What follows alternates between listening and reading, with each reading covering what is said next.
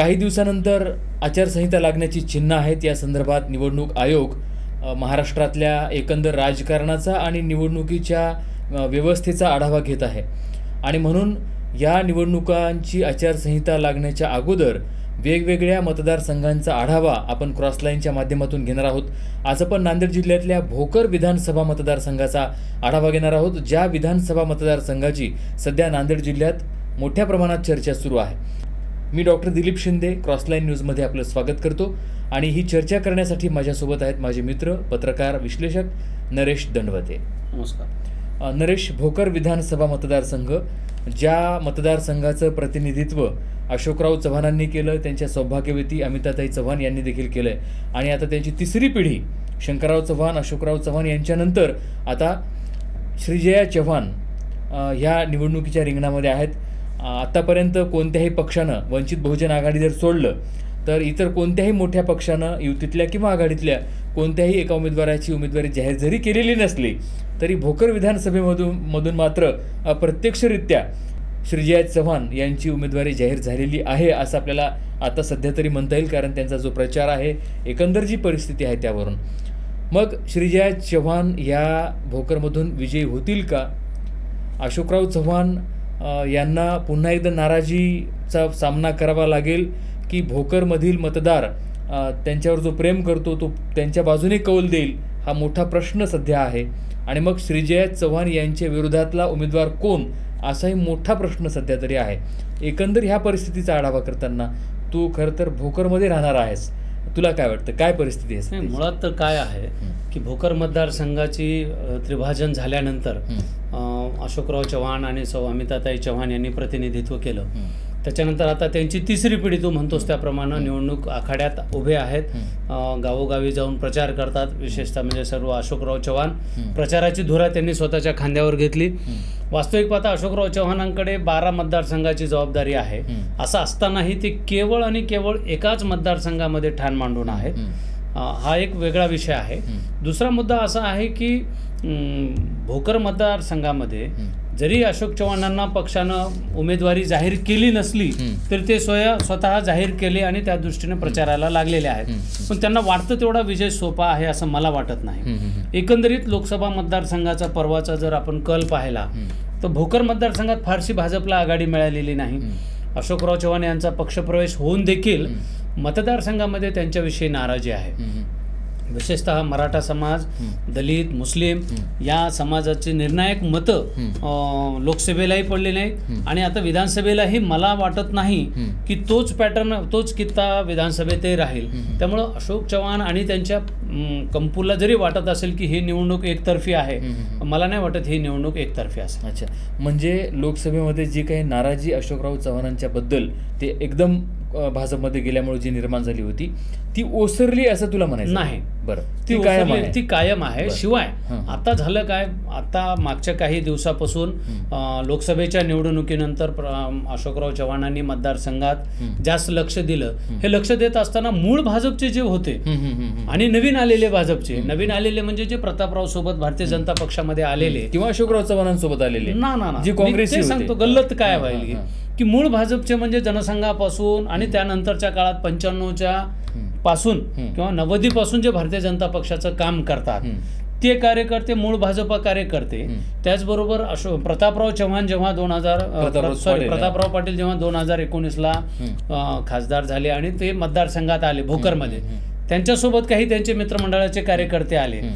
हे आणि 5 वर्षापूर्वी 5 वर्षापूर्वीचे आणि जुने, ह्या लोकांना कोणीच विचारायला तयार नाही. बोटावर मोजणे आहेत की म्हणजे फक्त वरचे लेबल बदललेलं आहे.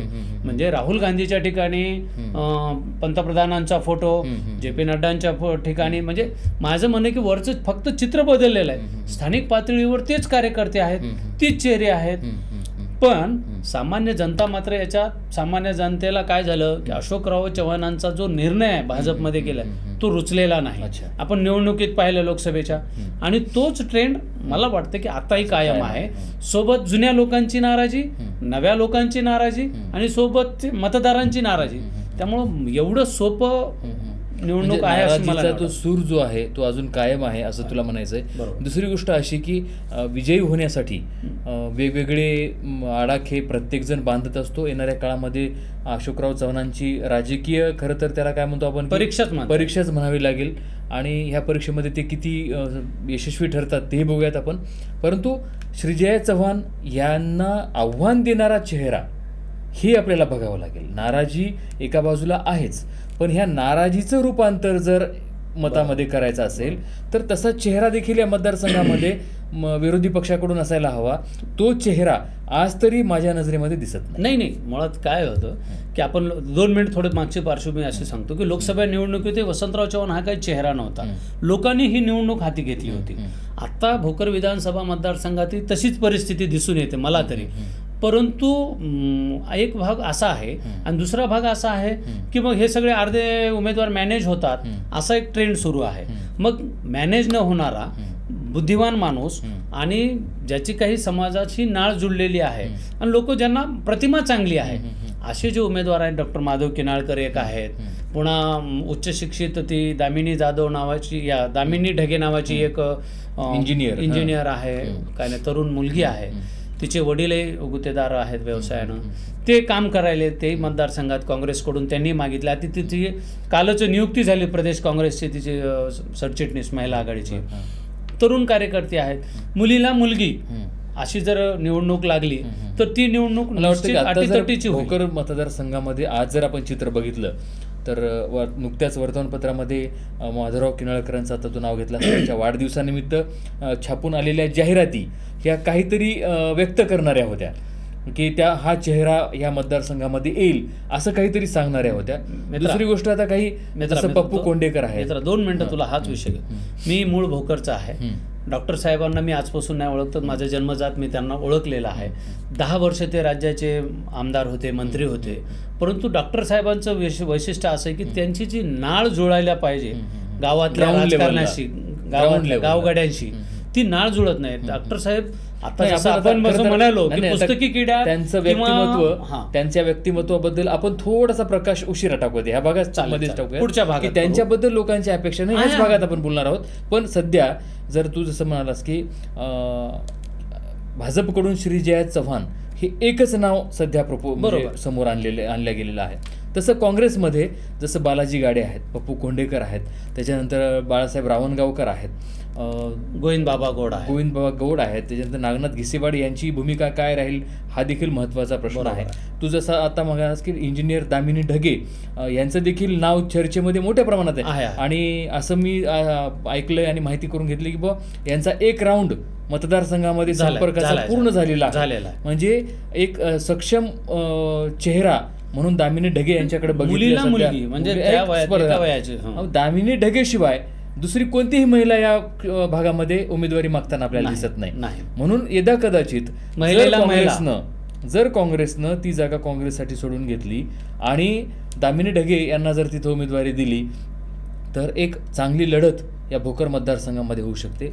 आता तू जसं म्हणालास आपण त्या विषयावर येऊयात की डॉक्टर माधवराव किन्हाळकर यांच्याबद्दल लोकांच्या मनामध्ये प्रचंड आस्था आहे, लोकांना हा चेहरा पाहिजे देखील आहे.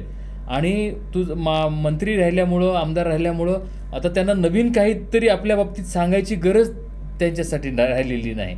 परंतु तू जसं म्हणालास नाळ जी जुळायला पाहिजे होती ती नाळ त्यांची त्या मतदारसंघामध्ये जुळली नाही. एक वेगळ्या विचाराचे, एका वेगळ्या तत्वाचे राजकारणी म्हणून माधवराव किन्हाळकरांकडे बघितलं जातं. पण आजचं राजकारण, लोकांच्या अपेक्षा ह्या वेगळ्या आहेत आणि किन्हाळकर साहेब मात्र याला जुळवून घेत नाहीत. हाच एक दुर्दैव असं आहे त्यांच्या बाबतीत की गावगाड्यातले जे संबंध आहेत, गावगाड्यातले जे राजकारण म्हणतो आपण, ते त्यांना म्हणजे ते खूप विद्वान आहेत, कळत नाही अशातला भाग नाही, पण ते त्याच्यात रस दाखवत नाही. पण फोडणीसाठी जे मटेरियल पाहिजे ते केलं, ते टाकलं तर त्या गोष्टीला चव. आणि मध्यंतरीचा त्यांचा जो भाजपमधला 10 वर्षाचा काळ आणि त्याच्यानंतरचाच काळ, पूर्वीचा काळ, हा त्यांनी राजकीयदृष्ट्या विजनवासातच ते गेले होते. पण आता त्यांना खूप संधी होती. तू जसं आता म्हणालास की आज वाढदिवसाचं औचित्य साधून त्यांना काही करता आला असतं. परंतु दुर्दैव असं की का कोणास ठाऊक पण त्यांनी का निर्णय घेतला नाही. किंवा जर तुम्हाला जर निवडणूक लढवायची असेल तर साम दाम दंड भेद सगळंच करावं लागेल. लोक तयार आहेत, मतदार तयार आहेत. बरोबर. नाराजीचा सूर एक आहे, पक्षाचा, पक्षाबाहेरचाही. त्याचे कॅश जो करेल, मग तो डॉक्टर साहेब असतील, दामिनी ताई असेल, किंवा आमचा बाळू रावणगावकर असतील, किंवा कोणी पप्पू कोंडेकर असेल, किंवा प्रल्हाद इंगोले पण असू शकतो आपला. ही चळवळीतले कार्यकर्ते आहेत हे सगळे. माझं असं म्हणणं आहे की प्रस्थापितांना आपण किती दिवस स्वीकारायचं. म्हणजे एकंदर काय झालं की मग एका मित्राशी मी बोलत होतो आणि त्यांनी फार छान उदाहरण सांगितलं आहे की दुसरं म्हणाल की प्रस्थापितांनाच किती दिवस डोक्यावर घ्यायचं किंवा त्यांना सांभाळायचं. तर ते म्हणाले की माझ्या वडिलांची परिस्थिती फार गरीब होती आणि आम्ही जेव्हा कापडाच्या दुकानामध्ये जायचो तर तो दुकानदार ठरलेले 2 कापडं त्यांच्यासमोर टाकायचा की जे विकली जात नाहीत, जुने आहेत, मळकट आहेत, भाव नाही किंवा कोणी विचारत नाही, असा कापड तो पहिल्यांदा टाकायचा. टाकल्यानंतर तो नाकारला तर दुसरा टाकायचा, दुसरा नाकारला तर तो परत पहिलाच टाकायचा. म्हणजे त्या 2 कापडापैकीच तुम्हाला खरेदी करायचं. म्हणून मी आज लोकांच्या समोर अशीच परिस्थिती आहे की पर्याय उपलब्ध नसल्यामुळं लोकांना कुणाला तरी मतदान द्यावं नाही. मित्र, यावेळेस परिस्थिती बदललेली आहे. तू म्हणतोस तसं कापड जरी दोघच असले पण परिवर्तन हा निसर्गाचा नियम आहे आणि नक्की परिवर्तन यावेळेस लोकांना पाहिजे. पण तसा लोकांना अजून एक काय होतं की लोकांना विश्वास पटत नाही. बरोबर. नवीन माणसावर म्हणजे लोकांना काय वाटतं की नाही ह्याचं काय खरं नाही, हे मध्येच विड्रॉल केलं तर, निवडणुकीतून माघार घेतली तर, त्याचं त्याच्यामुळं काय झालं. याच्यामुळं कसं आहे की यांना आता जरी वाटत असेल आणि अशोक चव्हाण आणि त्यांच्या नवभाजप नेत्यांना जरी वाटत असेल की ही निवडणूक एकतर्फी आहे, आम्ही निवडून येऊ, त्यांचे अनेक कार्यकर्ते विशेषतः त्यांचे मीडिया सल्लागार आम्हाला नेहमी मला म्हणत असतात की तुम्ही किती जरी काही केलं तर आम्ही मूळ तर भाजपचे लोकांना, जुन्या मूळ भाजपच्या लोकांना कोणी विचारात घेत नाही.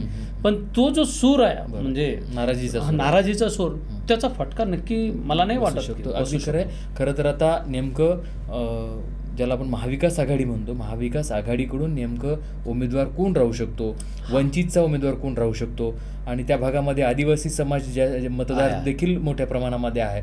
तर त्या आदिवासी समाजामधून कोणी समोर येऊ शकतं का, किंवा काही जे स्थानिक काही नेते आहेत त्यांची भूमिका काय असू शकते, हाही महत्त्वाचा भाग येणाऱ्या काळामध्ये श्रीजय चव्हाण यांच्या विजयासाठी आणि त्यांना आव्हान देण्यासाठी कारणीभूत ठरेल. मला असं वाटतं दिलीप, 2च मिनिटं थोडं विषयांतर करतो की या भोकर मतदारसंघाचा खऱ्या अर्थानं मायक्रोली अभ्यास जर कोणाला असेल तर डॉक्टर माधवराव केनाळकर आणि अशोकराव चव्हाण.